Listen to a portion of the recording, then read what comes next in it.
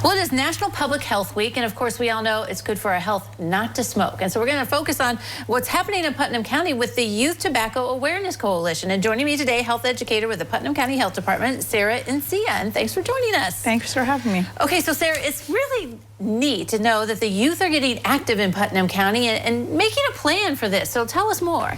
Absolutely. So the youth in our county have been focused on doing projects where we're trying to make sure that adults and youth in our community know the harms of cigarettes and electronic cigarettes, and trying to be proactive in making sure there's no new users, but also helping support anyone who's currently using tobacco to get off of it. Okay, so they built a coalition and they kind of made a plan. Tell us about what the things that they think are important and what they want to do. Absolutely. So one of the projects is a very interactive science experiment where youth are actually giving nicotine to live cells. And Chris Brown over at Glandorf Elementary and his students actually did this project, and their videos up on our website. So if people want to check out, but they were gracious enough to be a pilot for us, and the youth really learned a lot, and they were really excited about that experience. Right. So they have goals. I mean, they realize that it's unhealthy for everyone to be smoking and vaping or whatever, and so they have set out goals and a plan then? Absolutely, and so that's just one of the activities of trying to learn to be tobacco-free and prevent tobacco. We're hoping to do an art project in the fall so that youth can share message with other youth about anti-vaping messaging. We're hoping to go in the community and find out how much advertising from tobacco companies are towards our youth, and the youth are going to take that information and data and do a public service announcement with it. So they're really excited to write scripts and go out in the community and also get no vaping, no smoking signs in the places that they frequent as young people. I love it that it encompasses a lot of stuff, the arts, the sciences. It's almost like a STEAM project for everybody, right? You know? We really wanted to meet youth where they were at. So if they really love science and they want to get out micropipettes and look at cells in a microscope, or if they wanted to draw something to express how they felt, or if they just wanted it in places they frequent after going to a football game.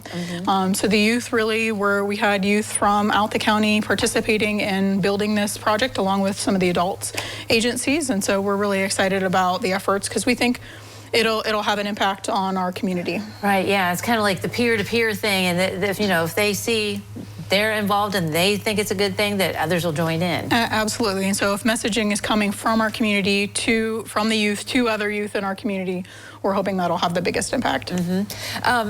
If that doesn't work, there's also things for the state, right? And we've got campaigns going on to don't vape and don't smoke, and there's help around. That's also the good key, right? Absolutely. So we're hoping that not only will this help prevent, but like I talked about, we want to also make sure that adults and youth know that vaping is harmful, and so those that are already using it have the resources they need to quit tobacco. And so right now there is actually a new program. It's Live Vape Free. And that program is for youth 13 to 17, young adults 18 to 26. And that program's available. It's all texting. It's interactive videos and podcasts. They can quit on their own pace. And so we're really hoping that resource will be helpful. So if people want to check that out, that's livevapefree.com.